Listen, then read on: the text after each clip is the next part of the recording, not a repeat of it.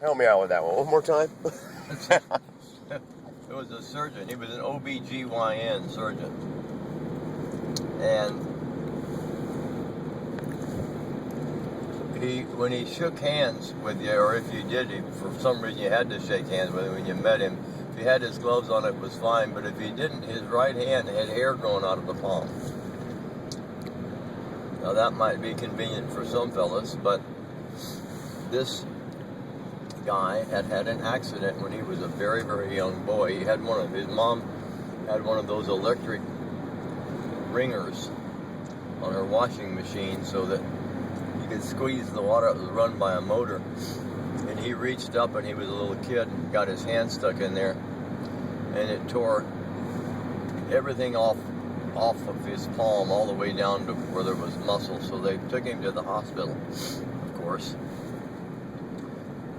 And the only one thing they knew to do back in those days, this is probably back in the mid-40s, was they cut a semicircle flap of skin on his abdomen and sewed it from the fingers down to where the only thing that was left was the big flat spot that had started to scrape his skin off. And then they put him in what they call the shoulder spica. It's a cast that goes around your chest and your elbow and all that.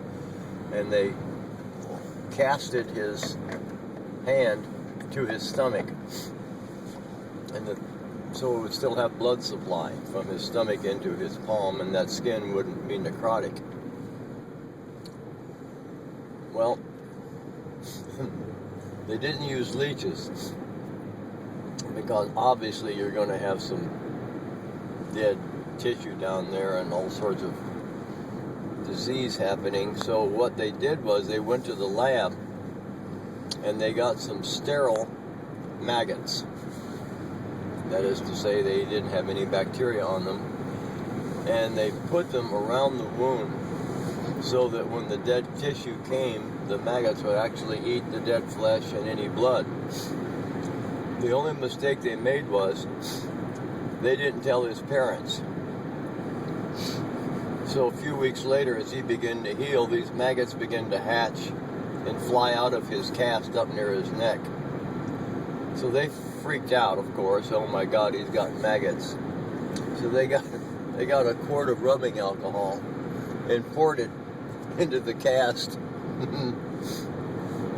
so it would drain down across his stomach and into his open wound. It was pure fire, right? And of course, the poor little kid screaming like bloody murder, and they went and told the doctor what they'd done.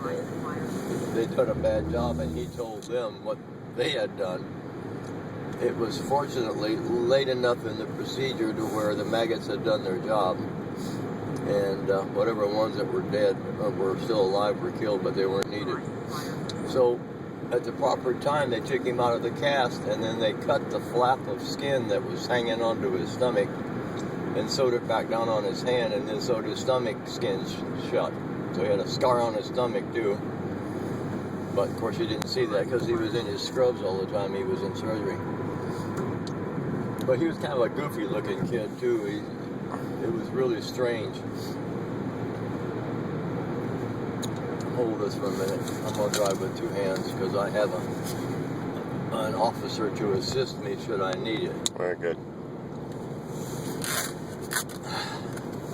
But when his hand was kind of, not totally shaped like a regular hand, but when he shook hand, it was very weird. He had this hairy palm because the hair had come from his stomach. Hairy palm grasped here, and hi, I'm Dr. whatever I am.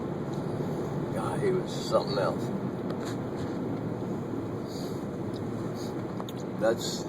That's the end of the story of the hairy palmed OBGYN surgeon.